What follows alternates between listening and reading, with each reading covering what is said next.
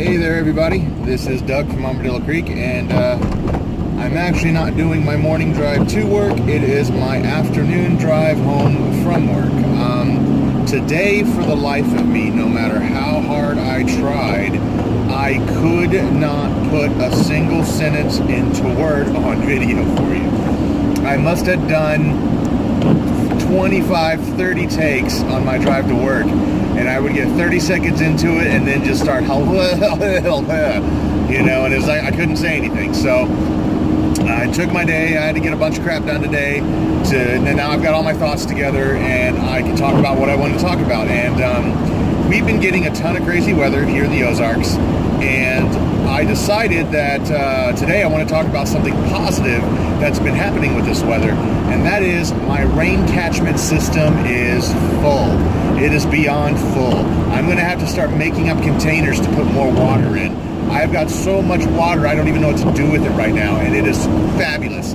So I was asked at work yesterday, after I capture the rain, what do I do with it and how do I keep my water clean? And I thought that was a really, really great question, and I was hoping I could kind of impart some of that knowledge on to all of you out there today.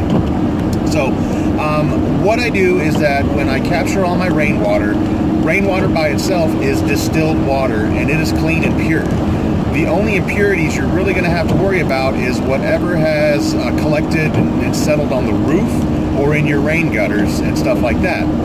So after my container gets filled, which is a 275-gallon tank that I have under my downspout, once that's completely full, I add 1/4 teaspoon of bleach per 1 gallon of water.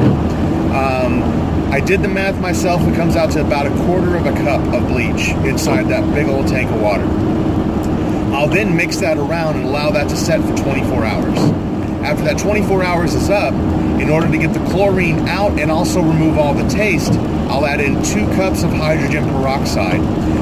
What peroxide does is it breaks up the chemical bonds that are in bleach, and it allows the chlorine gases to escape and come out of your water and remove all of that taste.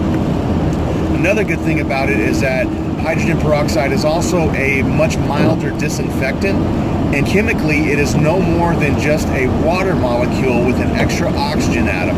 So the bubbles that you see when you're, pouring it on a wound or something is really just oxygen being released from that water, and that's it.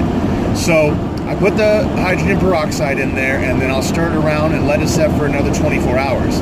From there, I'll pump it into my storage that I have for the main supply of the house, and then it goes through a standard home water filter, which has a sediment and 2 carbon chambers, and then off out of my tap.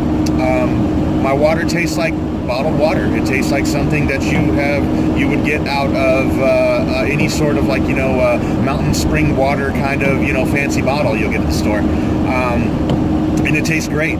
There's no chemicals in it. There is no sort of odd flavors. It's a pure water. It's clean. It's bacteria free, fungus free, algae free, and it works great. This summer, what we're going to be doing is getting a few more tanks to be able to link all these together. We're going to be spray painting them black to give us an extra guard against algae growth to keep the sunlight out, which will also help us turn them into thermal masses during the winter so they can stay warm and not freeze overnight. So anyway, if you are having to treat your own water at your home, just remember 1/4 teaspoon of bleach per 1 gallon of water is what you would do to render it drinkable. You can safely drink the water at that point. If you would like to remove some of that taste out of the water, you're going to want to add a little bit of hydrogen peroxide.